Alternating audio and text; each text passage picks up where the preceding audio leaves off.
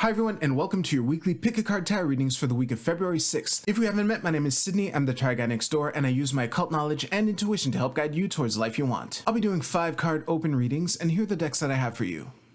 We have the Dark Mansion Tarot with Tiger's Eye, the Borderless Rider-Waite-Smith with Dangling Jade, and the Tarot de Marseille with Amethyst. We also have 4 different Oracle cards to choose from 4 different decks. So go ahead and pick which tarot deck and which oracle card resonate with you the most. It's absolutely fine if you're drawn to more than one, and you can pause this video if you need more time. As always with collective readings, take what resonates with you and leave aside what doesn't. If you want to jump straight to your reading, you'll find timestamps right below. And with that, let's go right to the readings. Alright, group 1, let's see what we have for you. And by the way, this is an experiment. As you know, your deck is smaller, so please let me know if your deck is if you can see the deck well as it is, or if I should change the shot. I really like this deck, and I would like to continue to use it. And what is this? This is the 4 of Cups reversed. I like this deck, but it is new. Give me a second here. Yeah, I'm gonna put it lower for you, like much lower. Yeah, this is like the middle of the shot for you. And I'll see what we have. Before I give you the reading, I'll reiterate to please let me know in the comments if this shot is good as it is or if the cards are too small in the shot. But that being said, group 1, you can only do so much in a week. And I think it's important to be gentle with yourself in regards to that. I sense either an opportunity that the Ace of Wands reversed can mean one of two things. It could be an opportunity that you're choosing to not go forward with in order to focus on other things, or it could be an opportunity that you that is making you consider putting something else that you were working on hold for a bit. This notion is coming from the 2 of Coins reversed here in the middle of your cross, which I'm interpreting as finding difficulty in juggling multiple things. And it's okay if you're working on something or moving something forward and you find an opportunity to do something else. It's okay to just pick one, and if you try to juggle both and you realize that you can't, that is fine. Don't be hard on yourself. Remember that that's a feature, not a bug. I think that sometimes when you want to bring something to completion, it's important to give things the attention that they are due. And you can't do that in the scope of a week for that many things, depending on what we're talking about. So what I would remind you, again, group 1, is that it's a feature, not a bug. Like me recording this reading right now is me not doing other things. I'm putting other things on hold in order to do this. And this is great. You know, I'm doing this by choice, obviously. And I think that as a guiding principle, the Queen of Cups here can serve as a North Star to help you decide which one of these 2 pentacles that you should focus on. I think that the key to this is to really ask yourself which project is more emotionally fulfilling. I think that could be a guiding principle that you can use to see which opportunity to focus on. And again, just because you put something on hold, whether it's this ace or whether it's the other thing, it doesn't mean that you're putting it on hold forever. It just means you're putting it on hold for this week or for a couple of days or whatever. So yeah, just remember that that's a feature, not a bug, and focus on the opportunities that you have. And I think that that is the best strategy for you for this week. Yep, that's what I have for you. So thank you very much for being here. You can use the timestamps in the description below to jump to your Oracle card reading. I will see you there.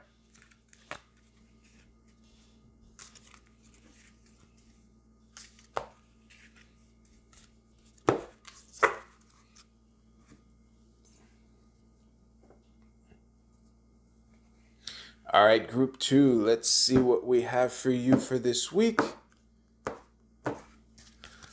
let's throw down all 5 cards. That's always a good thing to see. Jesus Christ, this reading is looking really good. No matter what this line might say, I'm gonna stare at it a bunch. This should be a good shot for you. Yup. So these 2 kings are almost certainly 2 people. It was obvious to me before getting a peek at the 3 of coins here under the Ace of Cups. I got a peek at it, and it felt important enough that I just wanted you to know that I saw it also. So here's the deal. Oh, and also reminder, we all have all 78 cards inside of us. These 2 kings, although they're men on the card, can be any gender anywhere. So here's the deal. I think that the name of the game here is to find... the name of the game is teamwork and collaboration, and I think that there's an opportunity for you to reach a milestone that could potentially be a source of great happiness. However, I think that the King of Wands energy here is going to have to be there for the King of Cups here. And I think that it's an opportunity for both of you to figure out how to blend these energies together in order to reach this milestone or this accomplishment. And I think that the emotional opportunity that's on the other side by reaching this checkpoint will be worth the effort of going there and of figuring out how to blend these 2 energies. Now, I want to speak to the King of Cups reversed. Well, I want to speak about him. The reversed nature of the King of Cups here, I'm reading either as sadness or being down or blue, or as just losing your cool in general, which can manifest in any way. Even hyper excitedness. So just keep that in mind. I think that it's a time for the King of Wands here, and I just realized that these 2 cards are in his domain. Which also puts more emphasis on the King of Wands to not get defensive either, even if the King of Cups might be, less than their highest manifestation. I'm really speaking about the King of Cups as if he's a retarded child, so I'm sorry if you're resonating more with the King of Cups for this reading, but just know that the King of Wands is there for you, and that's fine. We all go through times like this. This is just a weekly reading. Don't fret, So yeah, I think that as long as you focus on the goal and you remember that sometimes when people are in less than perfect control of their emotions, that can flare up and manifest in ways that are less productive. And it's okay for you to rise above that. You're literally above that right now. I don't think I can say much more without looping, so I'm going to end the reading there. Thank you very much for being here. You can use the timestamps in the description below to jump to your Oracle card reading. I will see you there.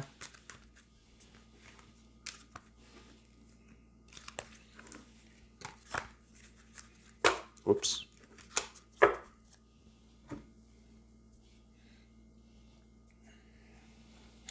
All right, group 3, let's see what we got for you for this week.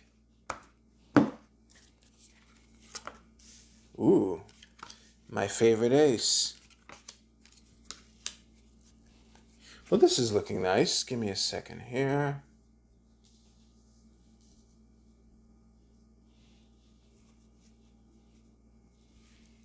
Yeah, that's a good shot. So a couple disclaimers before I give the reading. So first of all, we all have all 78 cards inside of us. Any of these cards can be any gender. Just keep that in mind.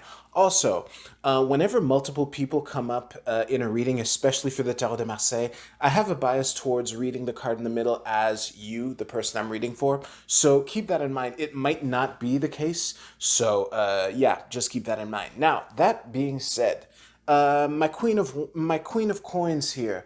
I think that you're in you're in a really good position to take the lead in order to capitalize on something and bring a lot of value to the table, or at least to provide a clear roadmap to great success in your domain. However, it's looking like there are people that you're collaborating with who aren't entirely on board, and I would encourage you to be as be as stern as you can without joining them in their struggle. The what made me say it that way is that both of these guys are looking at the strength card here, and it kind of gives me the impression that there's some kind of conflict that they're drawn to, or some conflict that they're enamored with, which is kind of taking their focus off of something that would probably be more fruitful for them to focus on. And it looks like you're in a very good position to see that. And yet, these two are not as capable as they are, in their own thing. So try to, because the thing is, if you, the danger for you that I'm trying to warn you against is that if you try to persuade them in a way that if you come at it from the wrong angle, you might end up being drawn into this struggle, this conflict.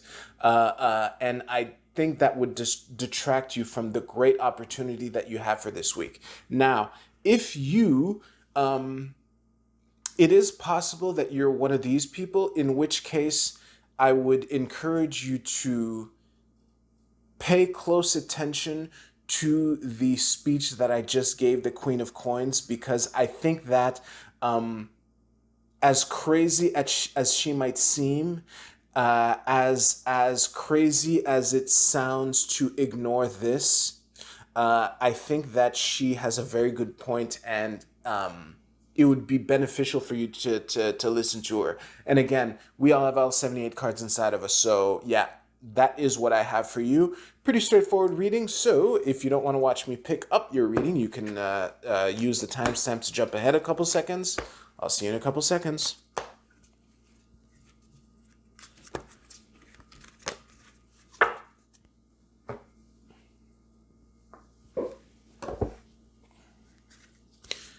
All right, it's Oracle card time.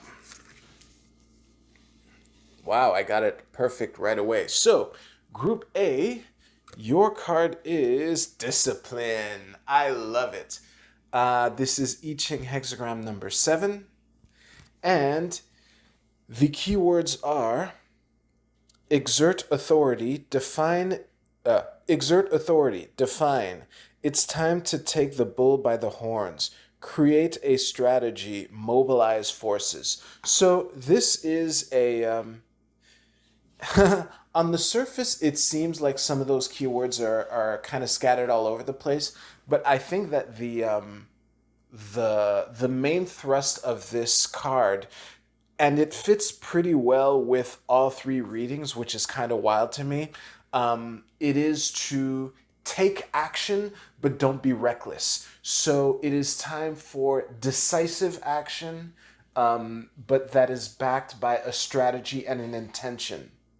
Yeah, that is what I have for you.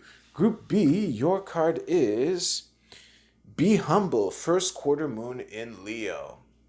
Very interesting. I think the tension that is at the root of this card here is that sometimes your desire for the spotlight, or sometimes your desire for the glory, or to do the thing that drives you, it comes in conflict with what is practical, what is possible, and you're being invited to humble yourself before what is practical to do. And just to give you the astrological math here, if the first quarter moon is in Leo, that means the sun is in Taurus. So as you have this emotional drive to be to do what it is that you want to do. Your ruler, it's Leo. Your ruler is in the practical, slow, disciplined, steady paced sign. So just keep that in mind. Group C, your card is seventh house, relationship. Listen, this is keep in mind the important relationships in your life. I think that whatever the reading that I gave you, remember that some of the relationships that you have this week will be very great assets for you, whether you are headed for potential conflict with these people or not. Just keep in mind that the relationship is valuable, and be sure to protect it as best you can. And finally, Group D with the Egyptian god. Your Egyptian god is Seshat, with wisdom. Well, that's pretty self-explanatory. And this fits in very well with all three readings. Try to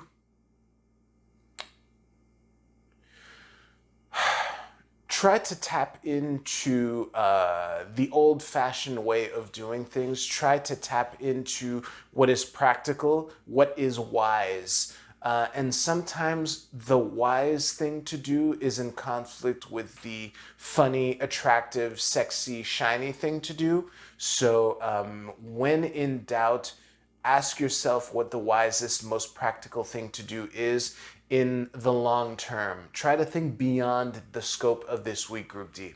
So that is what I have for you. If your reading resonated with you in any way, please let me know by hitting the like button. That would really help me out a lot. And on that note, y'all have a great week. Take care of yourselves and each other. I will see you soon.